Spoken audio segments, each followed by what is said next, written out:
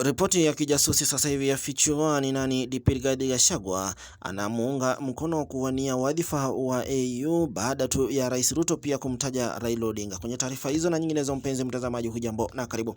Kampeni za Rais William Samoei Ruto za kutaka kiongozi wa upinzani Raila Odinga kuchaguliwa kuwa mwenyekiti wa tume ya Umoja wa Afrika AU zinakabiliwa na dalili za uasi katika eneo la Mlima Kenya, huku baadhi ya viongozi kutoka eneo hilo wakipendekeza Rais mstaafu Uhuru Muigai Kenyatta kuwania nafasi hiyo. Seneta wa kaunti ya Kiambu Bwana Karungu Thang'wa amekuwa akimshinikiza naibu rais Rigathi Gachagua kutafakari upya msimamo wa eneo la Mlima Kenya na kumuunga mkono Bwana Kenyatta kwa nafasi hiyo. Serikali ambayo huwa inazungumza kwa sauti moja imetangaza kumuunga mkono Bwana Odinga kwa nafasi hiyo, ambapo akifanikiwa atahudumu kutoka Addis Ababa, eneo la Ethiopia, hadi mwaka wa 2028, mwaka mmoja tu baada ya uchaguzi mkuu wa 2027 nchini Kenya. Bwana Thang'wa sasa hivi anahisi kuwa Mlima Kenya umepungukiwa na anamsihi Bwana Gachagua kutafakari upya msimamo wa eneo hilo kuhusu swala hilo. Mshirika wa karibu wa Bwana Rais Ruto